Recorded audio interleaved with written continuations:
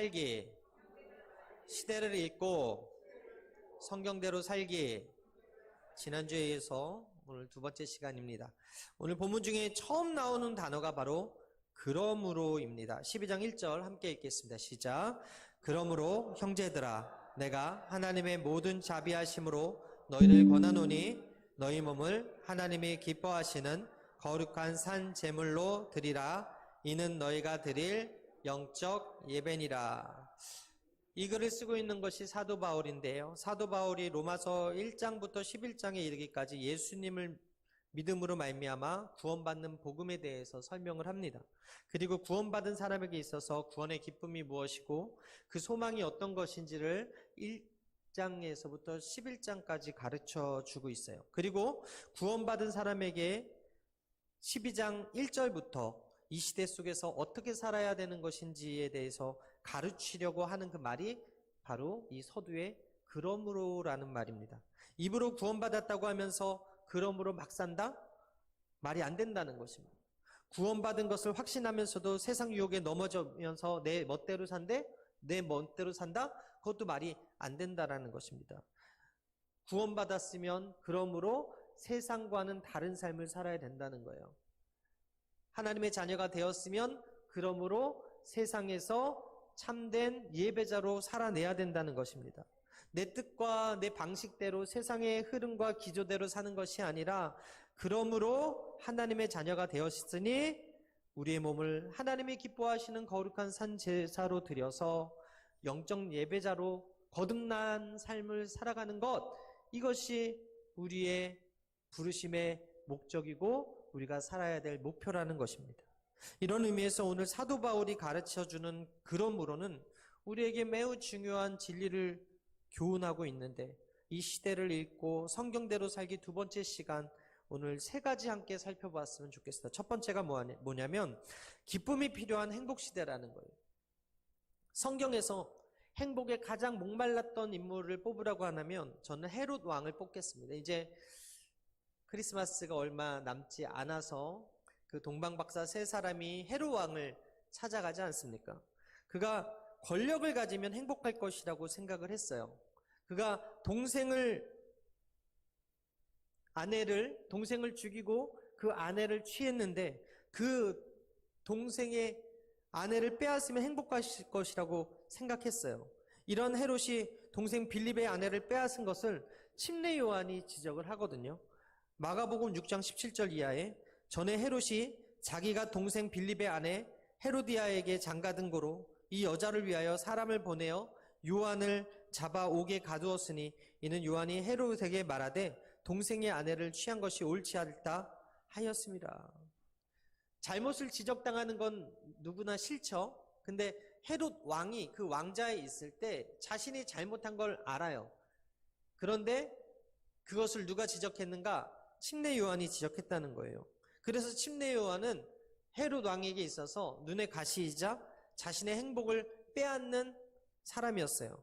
그렇기 때문에 제거해야 될 1순위가 누구였냐면 이 침례 요한이었다는 거죠. 당시 분봉한 헤롯이 1년에 거둬들인 조세의 수입이 얼마였냐면 200달란트 정도였다고 하는데, 오늘날로 환산하면 수천억 원 이상의 수입을 올리는 어마어마한 부자가 바로 헤롯이었습니다. 그에게는 권력이 있었어요. 이 권력을 뺏기고 싶지 않았어요. 그래서 왕이 나셨다는, 이스라엘의 왕이 어디 있느냐는 그 동방박사의 말에 자신도 경배하겠다고 거짓으로 얘기를 하고 결국에는 그 날에 태어난 아이들을 다 죽이려고 명령을 했던 사람이 누구냐면 이 헤롯이었거든요. 그에게는 권력이 행복이라고 생각했던 사람이었어요. 그리고 어여쁜 아내가 있으면서 사랑하는 딸이 있었는데 자랑하고 싶은 사람들이었던 것이죠. 헤롯이 일반적으로 사람들이 생각하는 행복의 조건을 다 가졌던, 권력도 있고 돈도 있고 아름다운 아내도 있고 예쁜 딸도 있었던 사람이었어요. 그런 그가 여자가 낳은 자 중 가장 크다고 예수님께서 칭찬하신 침례 요한을 자신의 행복을 빼앗는 사람이라고 생각을 했어요.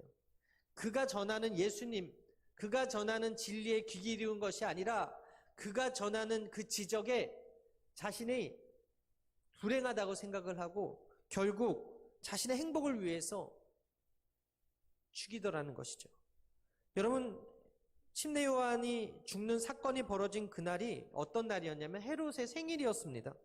경축할 만한 이날에 유력한 사람들을 초대해서 자신의 생일을 축하받고 있었던 날이에요. 우리 마가복음 6장 22절인데 함께 읽을게요. 시작. 헤로디아의 딸이 친히 들어와 춤을 추어 헤롯과 그와 함께 앉은 자들을 기쁘게 한지라. 왕이 그 소녀에게 이르되 무엇이든지 내가 원하는 것을 내게 구하라. 내가 주리라 하고 또 맹세하기를 무엇이든지 내게 구하면 내 나라의 별반까지라도 주리라 하거늘. 헤롯이요, 헤로디아의 딸이 춤을 잘 췄나 봐요. 근데 그 춤에 반해가지고 나라의 반이라도 네가 원하면 주겠다라고 이야기합니다. 그러자 헤로디아의 딸이 헤로디아에게 가서 엄마에게 이 사실을 이야기하니까 이 계기를 통해서 침례 요한을 죽이고 싶었던 이 헤로디아는 어떻게 해요? 침례 요한의 머리를 요구하죠. 마가복음 6장 25절에 그가 곧 왕에게 급히 들어가 구하여 이르되 침례 요한의 머리를 소반에 얹어 곧 내게 주기를 원하옵나이다. 그의 딸의 요청에 따라서 침례 요한을 죽이고 그 목을 베어 쟁반에 담아 그녀에게 주었어요. 당시 초대받은 사람들이 그 광경을 보았을 것이고 몸소리를 치며 그 자리를 떴을 것입니다. 여러분, 그들이 집으로 돌아가면서 뭐라고 얘기했겠어요?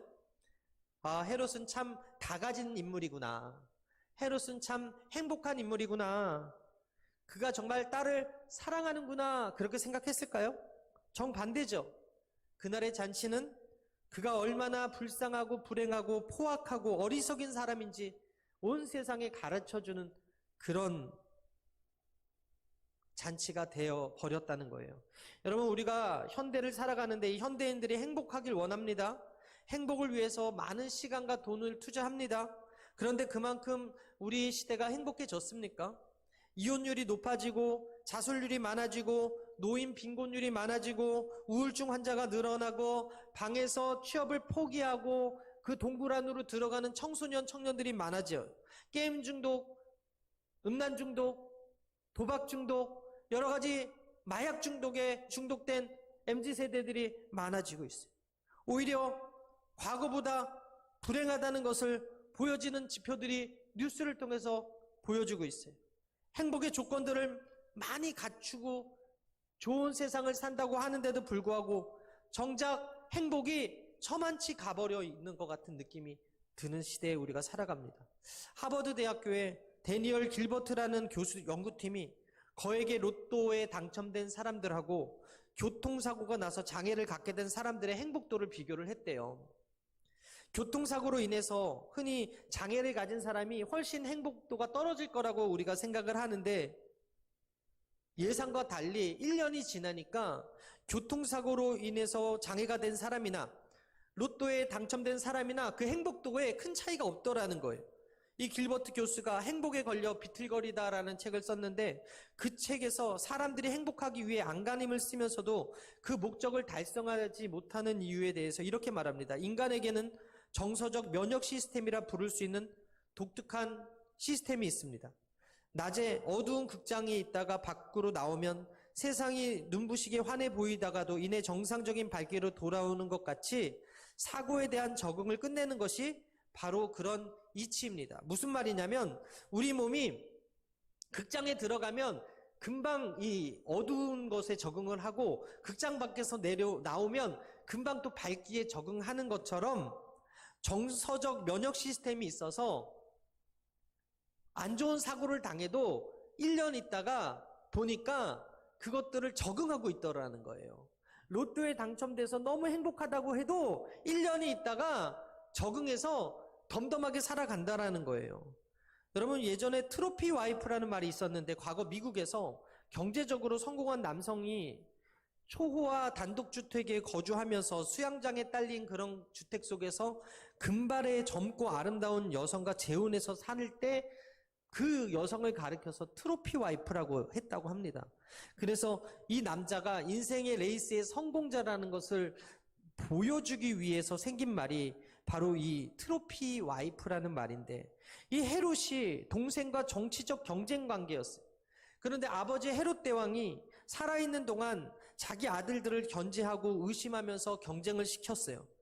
결국 그가 죽기 전에 왕국을 3개로 나눠서 아들들에게 주는데 아버지 헤롯 대왕의 그늘에 눌려 살며 있었던 그 헤롯 왕이 결국 형제들의 난에서 승리를 하게 되고 그 동생의 와이프까지 취하면서 많은 사람들에게 나는 이런 사람이야 라고 하면서 이렇게 자랑하더라는 거예요. 실제로 그는 어떤 사람이었냐면 분봉왕이라고 해가지고 그 나라가 그 로마의 통치 안에서 황제가 가이사랴가 있었고 그곳에 4나라로 쪼개져서 분봉왕의 한 사람이 바로 헤롯이라는 사람이었는데 황제는 가이사랴였거든요. 근데 나라의 절반을 주는 그런 능력이 있는 사람이 아니었다는 거예요. 그럼에도 불구하고 생일에 딸의 노래를 듣고 싶어서 재산의 상당 부분을 주겠다고 이야기하는 그 아빠는 과연 행복한 아빠일까? 나라의 절반이라도 주겠다는 헤롯은 겉보기에는 권력을 가진 사람처럼 보이지만 배포가 큰 사람처럼 보이지만 나라의 절반을 내놓아야지 딸에게 관심이라도 받을 수 있는 그런 불쌍한 아빠였다라는 것입니다. 여러분, 인사이드 아웃이라는 애니메이션 영화가 있는데요. 주인공이 기쁨입니다. 기쁨이는 늘 생각하기로 늘 기뻐해야 된다고 생각했어요. 그래가지고 슬픔에게 자신의 자리를 내어주지 않으려고 노력을 해요. 근데 결국에는 슬픔에게 자리를 내어주지 않으면 삶이 무너질 수밖에 없다라는 것을 깨닫고 자신의 자리를 슬픔에게 내어준다는 내용의 이야기가 인사이드 아웃이라는 그 영화입니다. 여러분, 우리 인생에도요, 맑은 날이 있습니다. 그런데 흐린 날도 있습니다. 비 오는 날도 있고요, 폭풍우 치는 날도 있어요. 더운 날도 있고요, 바람 부는 날도 있어요. 어저께 바람이 엄청나게 많이 불었고 또 어제 엄청나게 추웠죠. 오늘도 춥지만 한파주의보 때문에. 여러분, 언제나 해가 쨍쨍한 날씨만 계속 된다고 한다면 사막이 되는 거예요. 언제나 추운 날씨만 계속 된다면 북극과 남극처럼 만열설이 덮일 수밖에 없는 거예요. 마찬가지 우리 인생이 날마다 행복했으면 좋겠는데 행복만 있지 않더라고요. 기뻤으면 좋겠는데 기쁨만 있지 않더라고요. 슬픔도 찾아오고 고난도 찾아오고 문제도 찾아오고 한숨 있는 날이 있더라는 거예요. 베드로는 이런 슬픔이 찾아오는 것을 이상히 여기지 말라고 이야기하는데요. 베드로전서 4장 12절 이하 우리 함께 읽겠습니다. 시작. 사랑하는 자들아, 너희를 연단하려고 오는 불시험을 이상한 일 당하는 것 같이 이상히 여기지 말고 오히려 너희가 그리스도의 고난에 참여하는 것으로 즐거워하라. 이는 그의 영광을 나타내실 때에 너희로 즐거워하고 기뻐하게 하려 함이라. 여러분, 다윗이라는 그 사람은요, 인생을 하나님에게서 찾았습니다. 시편 16편 11절 함께 읽겠습니다. 시작. 주께서 생명의 길을 내게 보이시니 주의 앞에는 충만한 기쁨이 있고 주의 오른쪽에는 영원한 즐거움이 있나이다. 여러분, 이 말씀에서 발견할 수 있는 교훈이 무엇입니까? 기쁨이 길 가운데 있대요. 하나님이 생명의 길을 보여주시고 그 길을 걷는 사람 중에 중요한 교훈을 주시는데 그것이 무엇입니까? 기쁨이 길 가운데 있다는 거예요. 행복이란 바로 그런 거예요. 열심히 주의 사역을 감당하고 열심히 앞만 보고 십자가를 향해 나아가다 보면 가끔씩 내가 행복하구나. 이것이 은혜구나. 깨닫는 순간이 찾아와요. 그 길 가운데 하나님께서 행복을 주시고 그 길 가운데 은혜를 주시고 그 길 가운데 기쁨을 놓으셨다는 거예요. 주위를 살펴보면 자신이 행복하지 않다는 그 느낌을 회피하기 위해서 돈을 쓰고 권력을 추구하고 그리고 중독에 빠지는 사람들이 많이 있어요.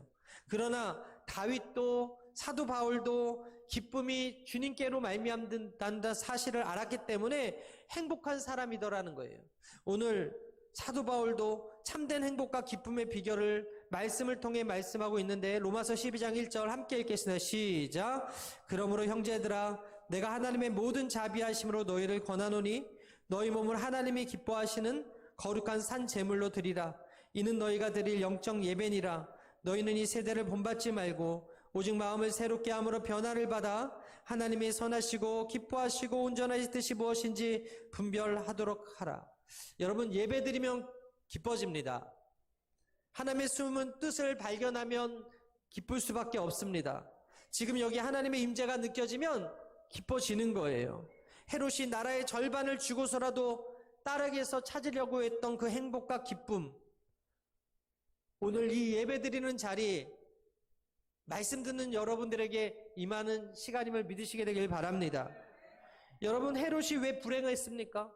그는 침례 요한의 진리의 말씀에 귀 기울이지 않았고, 그는 하나님을 인정하지 않았어요.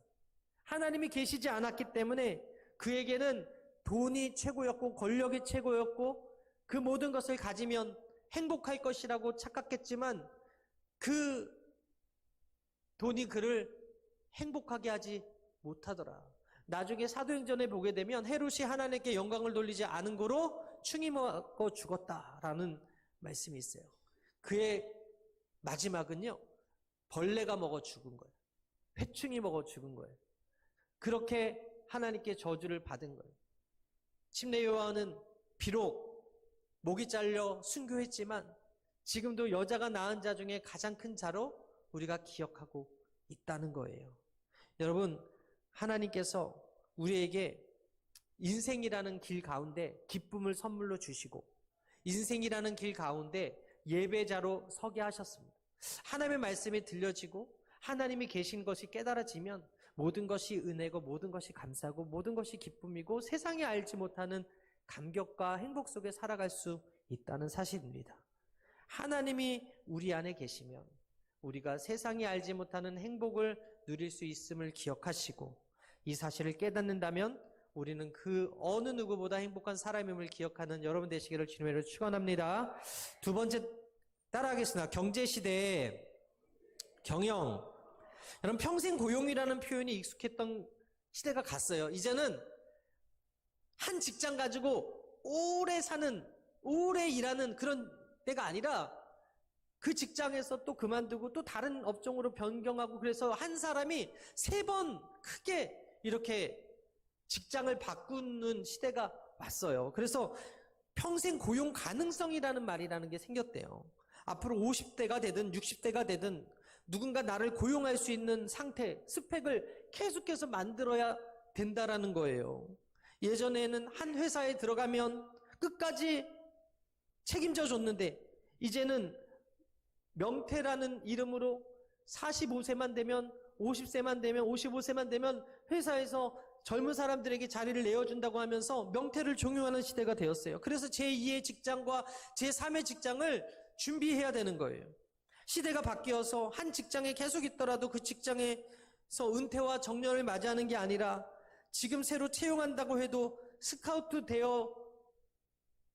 되어지는 그런 핵심 인력이 되기 위해서 지금도 노력하고 애쓰고 힘써야 되는 시대, 경쟁 시대에 지금 우리가 살아가고 있다는 것입니다. 여러분, 다윗은요, 사울에게 쫓기는 시절에 어떤 상황이었냐면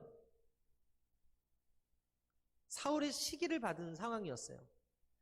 여러분, 그 인간이 지식을 4가지 차원에서 생각해 본다고 하는데 첫 번째가 기능적 지식, 즉 기능적 지식이 있다고 합니다. 그래서 뭐 건축가가 설계하는 거, 외과 의사가 수술하는 거, 엔지니어가 이렇게 연구하고 개발하고 반도체를 만드는 거, 아니면 카센터에서 차를 고치는 거, 그리고 학생들이 워딩으로 문서를 작성하고 레포트를 쓰는 이 모든 것이 기능적인 지식이 가능하기 때문에 이루어지는 것이고요. 두 번째 통합적 지식이 뭐냐면 의사결정과 소통 능력, 자기관리를 의미하고, 세 번째가 인문학적 통찰로 그 예술이나 아름다움에 대한 감각, 이런 것을 이야기한대요. 그리고 마지막 4번째가 영성과 관계 능력인데 이것이 다 고루고루 갖춰진 인물이 다윗이었다는 거예요.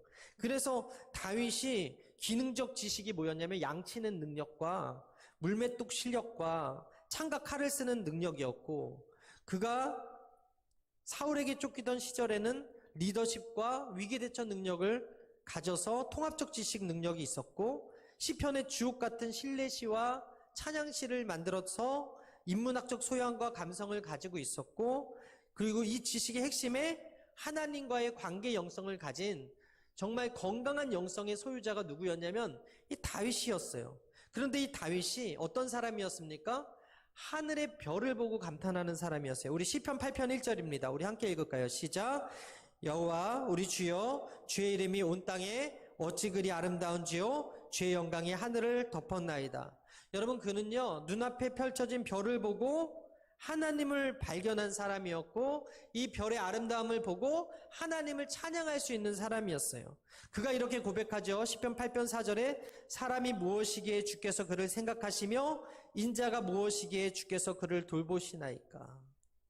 세상의 사람들은요 가치가 없으면 버립니다. 능력이 없다고 생각하면 버립니다. 늙어지면 소용없다고 은퇴시켜 버립니다. 근데 하나님은 그렇지 않다는 거예요. 하나님은 그런 사람을 쓰시더라는 거예요. 호렙산 떨기나무 앞에 모세의 나이는 80세였어요. 그리고 가나안 땅에 입성했던 갈렙의 나이도 85세였어요. 그럼에도 불구하고 그런 사람들을 버리지 않고 쓰시는 분이 누구다? 하나님이다. 진리 앞에 선 이 다윗이 하나님의 존재를 깨닫는 순간 그 하나님이 나같이 보잘것없는 사람을 사랑하시는구나, 사용하시겠다고 말씀하시는구나 깨닫는 순간 입술에서 감사와 감탄이 나올 수밖에 없다는 거예요. 여러분 다윗이 이 시를 썼을 때는요 원수와 보복자들 가운데 둘러싸여져 있었던 상황입니다. 시편 8편 2절에 주의 대적으로 말미암아 어린 아이들과 젖먹이들의 입으로 권능을 세우시며 이는 원수들과 보복자들을 잠잠하게 하려 하심이니이다.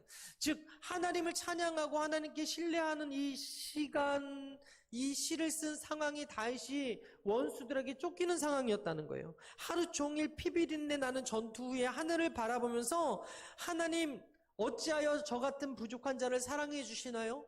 어찌하여 저를 버리지 않으시나요? 너무 감사합니다. 이런 고백을 하고 있는 거예요. 우리는 저마다 먹고 사느라 하늘의 별을 보고 달을 보고 꽃을 보고 책을 읽고 생각할 시간, 감탄할 시간도 없는데 여러분 더구나 이 전쟁 상황에서 하늘을 본다는 것은 너무나 말이 안 되는 상황인데 다윗은 그 속에서도 하나님을 찬양하고 있더라는 거예요. 성경을 읽어야 하는데도 바쁘다는 핑계로 우리가 성경을 가까이 하지 않고 주일날 성경 가져오는 것도 힘들어하고 있지 않습니까? 그런 가운데 경쟁사회 속에서 아둥바둥 살아내고 우리가 살아요. 여러분 다윗이 골리앗과 싸워 이겼을 때 여인들이 천천만만이라는 노래를 불렀잖아요. 사울은 천천이고 다윗은 만만이다. 그런데 그 승리 이후에 모든 도전이 사라지고 그 다윗 인생에 평탄한 길이 열렸습니까? 저번에도 말씀드렸지만 사무엘이 와서 기름 붓고 나서 15년이라는 시간 동안 그는 양치는 자로 그대로 서 있었습니다. 그리고 나서 역사의 그 중심에 골리앗을 쓰러뜨리는 그 자리에 섰을 때 그 다음에 또 쓰임 받았는가? 그렇지 않더라는 거예요. 사울의 미움을 사서 블레셋 땅으로 도망가게 되고 아들 압살롬이 반역해서 또 도망자 신세가 되고 하루아침에 자신의 처와 첩이 강간당하게 되고 블레셋 땅으로 도망간 이후에 가드왕 아기스 앞에서 살기 위해서 침을 질질 흘리면서 미친 채 해야 되고 마블 영화를 보게 되면 이제 1탄, 2탄, 3탄 보게 되면 빌런들이 점점 강해져서 옵니다. 타노스가 죽었는데 그 다음에 또 다른 빌런을 준비하고 있다. 어벤져스에서 그런 이야기를 들었어요. 킹이라는 빌런을 준비하고 있다. 점점 더 강력한 적이 나타나는. 마찬가지. 우리가 인생을 살면서 한 고비를 넘기면 또 다른 도전이 있고 또 다른 어려움이 있고 또 다른 시험이 있어요. 이 두더지 게임처럼 하나를 치면 또 하나가 튀어나오고 하나를 치면 하나가 또 튀어나오는 인생을 살아요. 여러분 앞으로 우리 자녀들이 살아가고 가야 될 시대, 이 시대 청년들이 살고 있는 삶 그렇게 힘들 거라는 거예요. 다윗도 오늘을 사는 우리와 같이 자신의 한계와 연약함에 대해서 처절한 인식을 가지고 있었어요. 그가 하나님 앞에서 천지를 지으신 하나님이 저 같은 인간을 버리지 않으시고 어떻게 생각하십니까? 라고 되묻고 있는 거예요.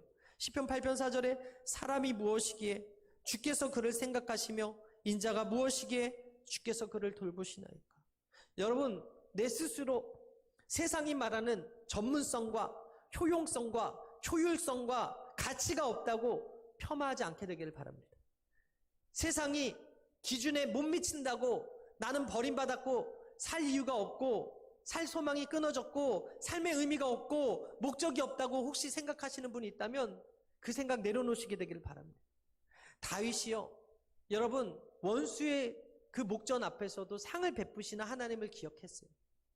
하나님께서 여러분들을 고아와 같이 내버려두지 않으시고 사랑하셔서 오늘 이 자리에 오게 하셨고 이 말씀을 듣게 하셨다는 사실을 기억하시게 되길 바랍니다. 다윗이 사울왕을 죽일 기회가 2번이나 있었지만 원수 갚는 것은 하나님께 있다고 하면서 그는 하나님께 그 자리를 내어드렸어요. 하나님께 맡겼어요. 그러면서 뭐라고 고백합니까? 야훼는 나의 목자시니 내게 부족함이 없으리로다.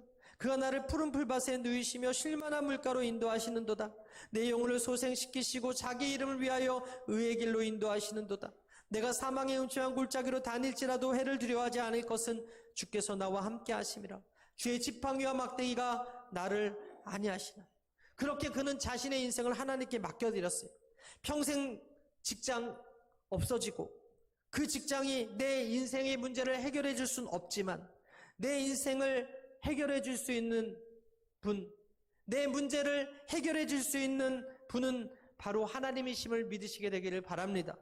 오늘 본문에 보게 되니까 로마서 12장 2절에 너희는 이 세대를 본받지 말고 오직 마음을 새롭게 함으로 변화를 받아 하나님의 선하시고 기뻐하시고 온전한 뜻이 무엇인지 분별하도록 하라는 권면을 하고 있는데, 우리가 말씀을 통해서 하나님을 배우고 말씀을 통해서 하나님께 배우고 하나님의 온전한 뜻을 헤아리며 나아갈 때 하나님의 우리 인생의 참 목자가 되어주시고 인생의 경영자가 되어주신다는 것을 깨닫는 지혜가 있게 되기를 바랍니다. 내 인생에 내가 주인이 돼서 내 인생의 운전대를 내가 가지고 가면 결국에는 한계에 부딪히는 거예요. 저희 아내가 어제 대전에서 교육이 있어가지고 저희 아내의 그 오래된 차를 끌고 가는데 도저히 안 되겠다는 거예요. 그 전날 비가 많이 왔었잖아요. 그리고 어제 엄청 추웠잖아요. 빙판길이었고 그러다 보니까 자신의 실력으로는 대전까지 못 가겠더래. 가다가 돌아왔어. 예, 거의 진천까지 갔다가 돌아왔다는 이야기를 들었어요. 스노우 타이어가 장착되고 전문적인 드라이버가 있어야지 목적지까지 갈 수 있다는 사실을 보여주시고자 하나님께서 어제 그렇게 알려주신 것 같아요.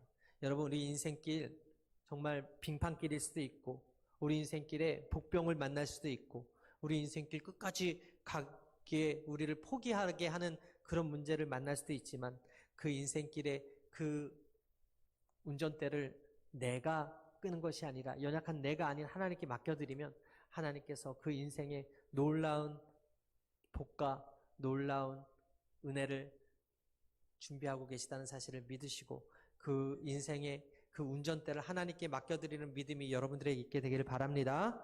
하나님께 내 인생을 맡긴 사람은 복 있는 인생이라는 것입니다. 마지막으로 따라하겠습니다. 경쟁과 차별 시대에 섬김. 여러분, 예수 믿는 사람은 예수님처럼 사는 사람들이고요. 예수님 믿는 사람들은요, 예수님이 하신 대로 섬겨야 되는 사람들입니다. 골로새서 3장 23절에 무슨 일을 하든지 마음을 다하여 주께 하듯 하고 사람에게 하듯 하지 말라. 이는 기업의 상을 주께 받을 줄 아나니 너희는 그리스도를 섬기느니라. 우리가 주님을 섬긴다면 주님이 하신 대로 나보다 남을 낮게 여기고 섬겨야 된다는 것입니다. 바울이 언급한 모든 일을 주께 하듯 하라는 그 말의 대상이 누구였냐면 바로 고대의 노예들이었어요. 이런 맥락에서 아랫사람이 윗사람에게 주께 하듯 하는 것이 쉽지 않고 윗사람이 또 아랫사람에게 죽게 하듯 하는 것이 쉽지 않아요. 그런데 사도 바울이 상전들에게 이 권면을 하고 있는 거예요. 에베소서 6장 9절에 상전들아 너희도 그들에게 이와 같이 하고 위협을 그치라. 이는 그들과 너희의 상전이 하늘에 계시고 그에게는 사람을 외모로 취하는 일이 없는 줄 너희가 알미라. 골로새서 4장 1절에 상전들아 의와 공평을 종들에게 베풀지니 너희에게도 하늘의 상전이 계심을 알지어다. 사회에서 인정받으면 하나님이 기뻐하실 것이다라는 말이 성경에 없습니다. 예수님은 오히려 지극히 작은 자 하나에게 한 그 섬김과 그 헌신이 하나님이 보시고 평가하실 것이다라는 말이 있어요. 마태복음 25장 40절에 임금이 대답하여 이르시되 내가 진실로 너에게 이르노니 너희가 여기 내 형제 중 지극히 작은 자 하나에게 한 것이 곧 내게 한 것이니라. 성경은 차별과 구별에 대한 답을 말씀합니다. 갈라디아 3장 28절에 너희는 유대인이나 헬라인이나 종이나 자유인이나 남자나 여자나 다 그리스도 예수 안에서 하나이니라. 따라합니다. 예수 안에서 하나이니라. 예수님 안에서 본질적으로 노예도 없고 상전도 없고 주인도 없다는 거예요. 예수님 안에서 위아래가 없다는 거예요. 왜냐하면 한 성령으로 한 아버지를 섬기는 형제 자매이기 때문에 그래요. 십자가가 여러분 이렇게 돼 있잖아요. 하나님을 섬기고 이웃을 사랑하라고 해서 십자가가 이렇게 위아래로 되어 있지 않습니까? 그러니까 이렇게 기울어지면 안 된다라는 거예요.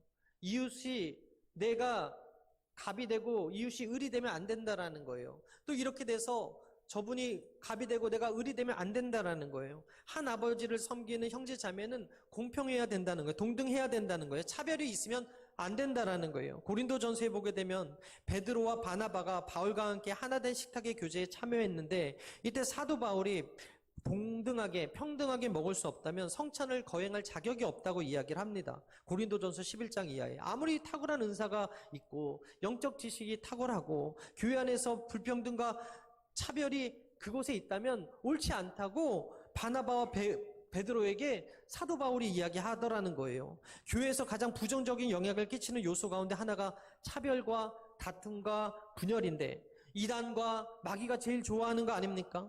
교회 안에서 다툼과 분열을 통해서 교회를 공격하고 성도를 공격해서 시험에 들게 하고 실족하게 하고 교회를 떠나게 하는 거 누가 제일 좋아한다고요? 마귀가 좋아하는 거예요. 이단들이 좋아하는 거예요. 이단과 마귀는요, 그 분열 공격을 통해서 교회가 무너지는 걸 가장 기뻐하는 거예요. 초대교회가 굳게 성장할 수 있었던 것은 성도들이 모이기 힘썼고 하나됨의 연합이 있었고 그리고 그 결과로 인해서 그들이 흩어지면 전도하고 그리스도를 증거해서 날마다 구원의 수가 늘어가고 날마다 교회가 부흥하더라는 것이죠.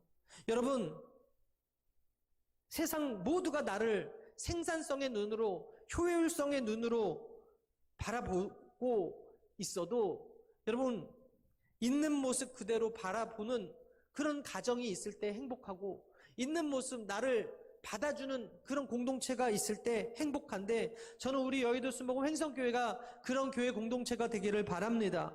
가정과 교회에 대한 사람들의 기대가 바로 평가하지 않고 차별하지 않고 있는 모습 그대로 존중하고 받아주길 원하는 거예요. 여러분 사랑받고 싶어요. 여러분 관심받고 싶어요. 여러분 존중받고 싶어요. 누구나 다 그래요. 그렇다면 우리가 받고 싶은 대로 섬김을 받고자 하고 싶은 대로 섬겨줄 때 이 자리가 천국 공동체가 되고 이 자리가 하나님의 나라가 됨을 믿으시게 되길 바랍니다. 여러분 다윗이 광야 생활하면서 시글락의 성에 머물고 있을 때 원정을 다녀오니까 아말렉 군대가 쳐들어와서 그곳을 다 초토화시켜 놓고 아내와 자녀들 포로로 다 잡아갔어요. 부하 600명 데리고 복수하려고 따라가는데 이 중 200명이 낙오하는 거예요. 그래서 400명을 추려가지고 쫓아가는데 한 애굽 소년을 만났어요. 그 소년에게 떡과 물과 포도주를 주어서 지극히 보살피니까 알고 보니 이 아말렉이 병들었다고 버린 애굽 소년이었어요.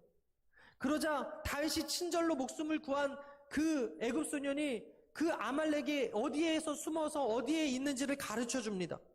그의 친절로 인해서 다윗은 큰 정보를 얻고 결국 가서 아말렉을 치고 가족을 포함해서 그 군대에게 엄청난 전리품을 뺏어오죠. 그런데 같이 싸웠던 400명이 효율적으로 200명은 함께하지 않았으니까 전리품을 나눠줄 수 없다고 얘기하는 거예요. 사무엘상 30장 22절에 다윗과 함께 갔던 자들 가운데 악한 자들과 불량배들이 다 이르되 그들이 우리와 함께 가지 아니하였은즉 우리가 도로 찾은 물건은 무엇이든지 그들에게 주지 말고 각자 처자만 데리고 떠나가게 하라 하는지라.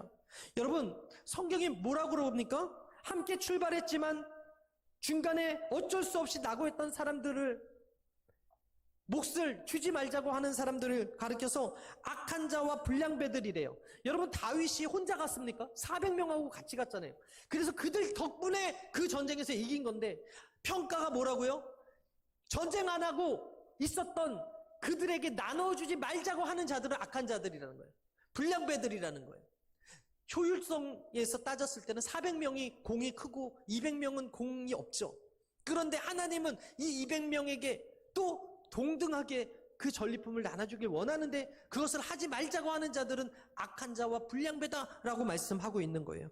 여러분, 소년이 없었으면 다윗군은 전리품은 고사하고 가족도 찾지 못했을 건데 내 갈 길도 바빴지만 다윗은 그 소년을 지극히 대접했고 그럼으로 인해서 하나님께서 그를 통해서 놀라운 정보를 얻게 하시고 승리케 하지 않았습니까? 우리가 아말렉 군대처럼 필요할 때 쓰고 병들면 버리는 교회인지 아니면 다윗군처럼 나고자도 돌보는 교회에 가까운지 생각해 봐야 된다는 거예요. 다윗이 자란 가정도 여러분 막내 아들은 차별하는 가정이었어요. 그래서 사무엘이 오는데도 막내는 양치로 보냈다는 거예요. 하지만 다윗은 그 문화에 물들지 않았어요. 여러분 마찬가지예요. 세상이 차별해요. 세상이 효율성을 따져요. 그러나 교회 공동체는 그러지 말아야 된다는 겁니다. 예수님은 효율성을 숭상하는 사회 가운데 도전하잖아요. 99마리 양을 산에 가두고 이 길 잃은 한 마리 양을 찾아가는 그 목자를 이야기를 통해서 한 영혼이 얼마나 귀한지, 한 사람이 얼마나 귀한지, 그리고 그 찾았을 때 기쁨으로 잔치를 벌이는 그 장면은 천국 백성이 이 시대를 어떻게 살아야 되는지, 이 교회 공동체가 어떻게 영혼을 대해야 되는지를 가르쳐주고 있다는 거예요. 고작 한 마리 양 때문에 벗과 이웃을 불러서 잔치를 벌이면 그 한 마리 양 값보다 훨씬 더 많은 돈을 쓸 텐데 예수님은 그것이 기쁨이라고 이야기하는 거예요. 사랑하는 여러분, 진짜 예수 믿는 사람들은요, 세상의 효율성으로, 세상의 전문성으로 사람을 바라보지 않습니다. 우리 진짜 예수님은 어떤 사람을 사랑하신다고요? 헐벗고 굶주리고 나그네고 고아되고 서러운 그 한 사람에게 내 몸같이 섬기고 나누고 사랑해주는 그 사람을 사랑하신다고 말씀하고 있는 거예요. 말씀을 마치겠습니다. 여러분, 이 시대를 살면서 다윗이 그 문화에 물들지 않고 그 차별의 문화에 똑같이 차별하지 않고 정말 하나님의 방식으로 섬기고 나아갔다면, 그리고 예수님께서 그렇게 우리를 섬겨주셨다면 우리도 그렇게 섬기는 공동체를 만들어 나아가야 될 줄 믿습니다. 우리 몸을 하나님이 기뻐하시는 거룩한 산 제사로 드리라, 이 말은 지금 오늘 우리에게 능력 주시고 지혜 주시고 분별력을 주시는 그 말씀 앞에서 우리가 세상 가운데 그렇게 살라는 명령임을 기억하시게 되기를 바랍니다. 그래서 우리 모두가 이 시대를 바로 읽고 버릴 것이 없나 다시 한번 말씀의 거울 앞에서 점검하고, 그래서 섬기는 삶, 기쁨이 가득한 삶, 하나님의 인도하심을 받는 삶을 사는 저와 여러분들의 삶이 되시기를 주님의 이름으로 축원합니다. 축원합니다. 우리 함께 찬양하고 마치도록 하겠습니다.